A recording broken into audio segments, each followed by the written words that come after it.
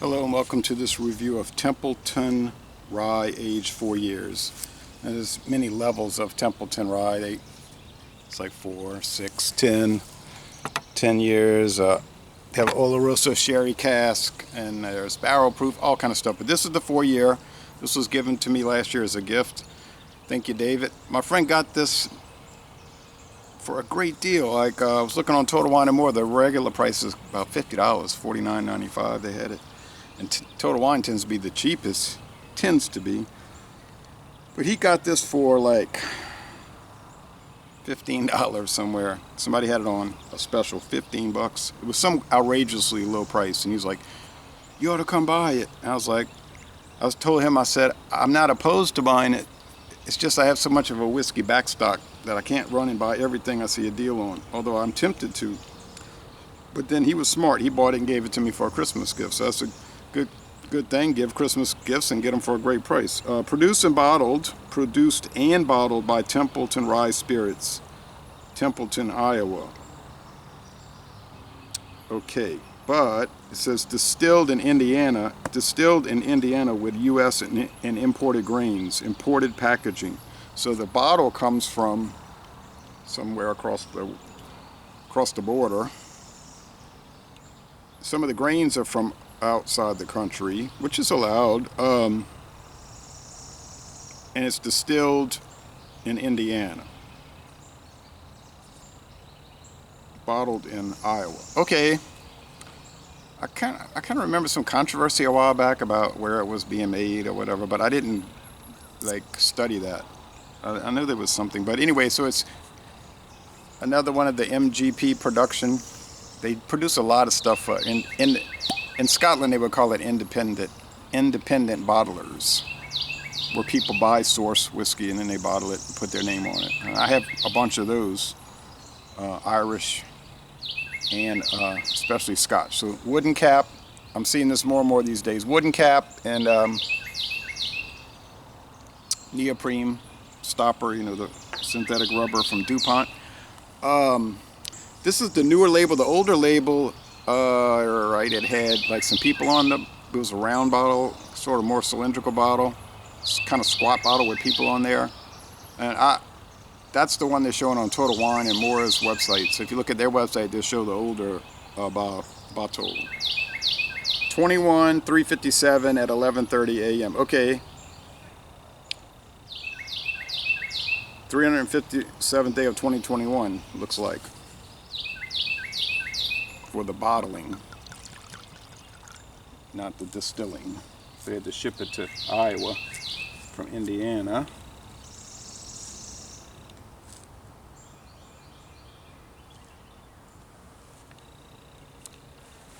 Both in the same football conference, unless we're talking about Iowa State University. Okay, or University of Northern Iowa. Doesn't say straight rye, even though it's aged at least 4 years, and it's distilled in the same state. So the grains would not have to come from the same state, I don't think, or even the same country, but they would have to all be distilled in the same state and age at least 2 years. So this is aged at least 4 years, but and it's from the same state. So why not straight rye? Well, if you read your regulations on the Tax and Trade Bureau website, U.S. government website, if it's not called straight rye, you're allowed to add coloring, caramel coloring, and or flavoring, or both. So I kept wondering, why is George Dickel just rye whiskey, not straight rye?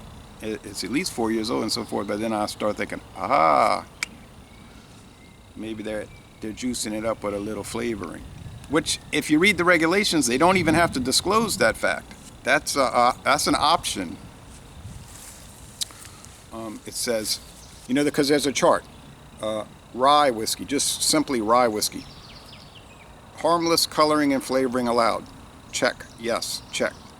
Disclosure required. Yes. No. No. Check. Okay. So I'm not saying they have that, but I'm saying it could have that. Some companies are good about disclosing it, like Sazerac, Buffalo Trace, and Heaven Hill. They just put it on the bottle. Bourbon whiskey with natural flavors. Some companies are going to be a little more cagey about it. Okay, but really the main question is it going to smell or taste good? Gets an 82 on Distiller, their hobbyist website. Now on Total Wine and More, it gets a 100 out of 100. But you tend to get different reviewers there. You get like the casual consumer there, and if you read the reviews, you can tell they're just a lot of times they'll say, "We bought this and didn't know what it was like, and my husband and I, we love it. Makes great cocktails," and that kind of thing. And then distiller.com, they'll get more in depth. But sometimes the scores will match. And they say on the website this 4-year-old is good for cocktails, so that's the focus of it. But I'm drinking it neat at room temperature, and that means a high temperature, relatively high, because it's muggy and warm today, and overcast. So it's copper. Oh yeah, and so straight rye or straight bourbon whiskey, those cannot have coloring or flavoring added, no way, under no circumstances.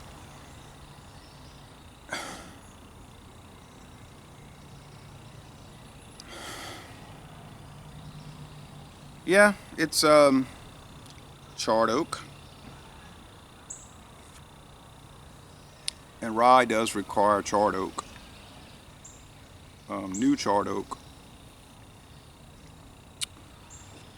All right, whether it's straight or regular rye. Same thing with bourbon. Just if it's just called bourbon, or if it's called straight bourbon, either way, it's got to be new charred oak barrels. No other oak allowed. Now for finishing, that might be allowed, that they could maybe finish it for 2 or 3 months in like a sherry cask or something. I'm not sure about that, because I think I've seen some like that. They might have to call it just whiskey or something. I don't know all the rules, but there is a website, and that's a reference. It's like a reference book, reference brochure, a booklet they call it. I'm sorry, they call it a handbook. The Handbook of Distilled Spirits. Okay. Smells like rye. Now, what percentage of rye? I don't know. It has to be at least 51% rye. That's another rule. It has to be 51% rye or more. The other grains can be anything. Doesn't really matter. So anywhere from 51 up to 100%. So could you use corn as a filler? Yeah. Wheat, sure. Malted barley, of course. Theoretically, you could use rice. I've seen rice whiskeys from Louisiana. So it's up to it's the option of the distiller to use whatever they want as the other line. And they didn't show a mash bill on this website, like what percentage. So, and they're not claiming 100% rye, right?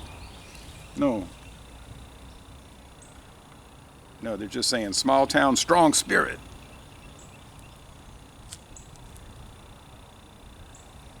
Taste time, cheers.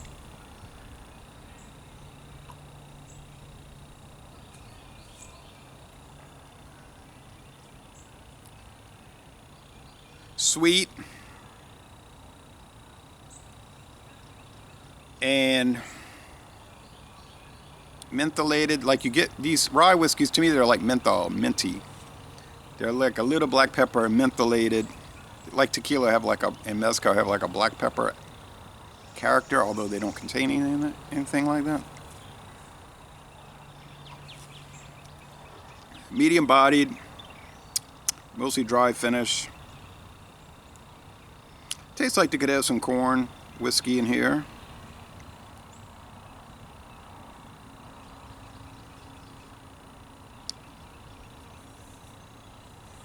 We know there's no unaged grain spirits, grain neutral spirits, because it doesn't say it's whiskey a blend, rye whiskey a blend, and secondly, if it does have that, if a whiskey does have, they have to disclose the percentage of the unaged grain spirits.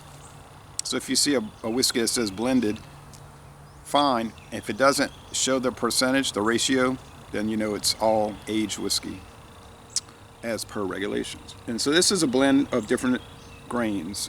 Tastes like it's corn underneath as the base. Well, couldn't be the base, the filler, because it has to be 51% rye.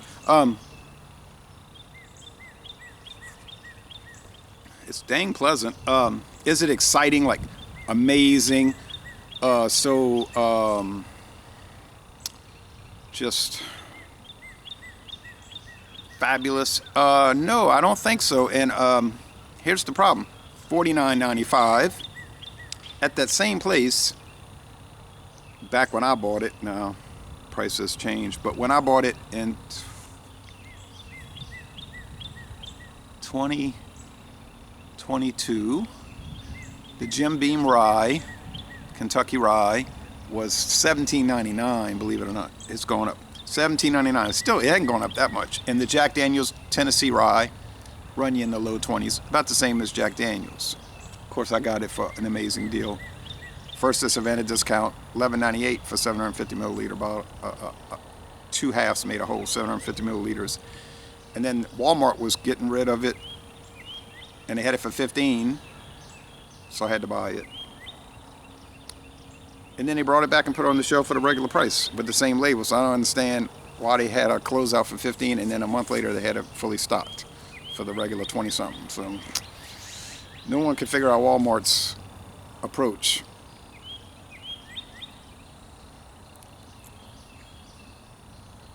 It's not boozy, but at 80 proof, it's not going to be. So you said, why are you mentioning Jack Daniel's Tennessee Rye and the Jim Beam Kentucky Rye? Specifically for this reason. They're just as good as this, if not better. That's arguable. I'll do taste challenges to find out. But look at the price difference. Maybe $23 at the worst, $24.99 for those two. And this is $49.95. Indiana, cross the river, Kentucky, cross the state line, Tennessee. 3 in a row. Hey.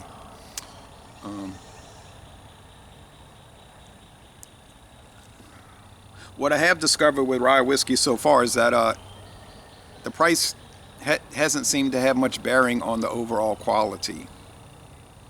You know, I'm finding them here and there, $17.99, $19.99, $18.99, and then, you know, much higher. Although I haven't bought those because I keep finding some at the below 20 price point, and but like this one here, and then there's really no difference. So, oh, and I got Woodford Reserve. You know that is not a $23 bottle. Woodford Reserve Rye. I have 750 milliliters of that, which was another great deal. $13.98. Yeah, it's $13.98 for 750 milliliters. Thank you, Savannah discount. And that one basically beats all the ones I just named, including the Winchester from Bowling Green, Kentucky. And that Woodford Reserve is dynamite. That's from Brown Forman, owners of Jack Daniel's. So the point is, just start trying them all, and then I think you'll probably find out that they're very similar one to another. The only one that was a bit strange so far was the George Dickel Rye. That has an unusual flavor. Also from Indiana. I don't know, I got that on a great deal. I'm not here to brag on great deals, but just that's the way it turned out. Walmart was trying to get rid of that for $12.50. So of course I bought it. And they were trying to get rid of the George Dickel, the number 12 recipe, Superior 12, for $12.50. Each bottle. I was like, $25 for 2 full size. Got to buy today. All right, so final assessment here. This is a simple product. The video would have been 2 minutes if I'd have just talked about the product. Simple but good. Has a little bubblegum undertaste too, which is not that unusual for these rye whiskeys. Yes, I think I'll go with 93 out of 100 in A, getting into the most excellent area. But then again, like I'm saying, just go randomly shop for rye whiskeys, straight or unstraight, straight or crooked. And I don't think you're going to see too much difference. All right, so anyway, Laissez-Les Bon Temps Relais, a most excellent product from Indiana, from Iowa via Indiana, from No, from Indiana via Iowa.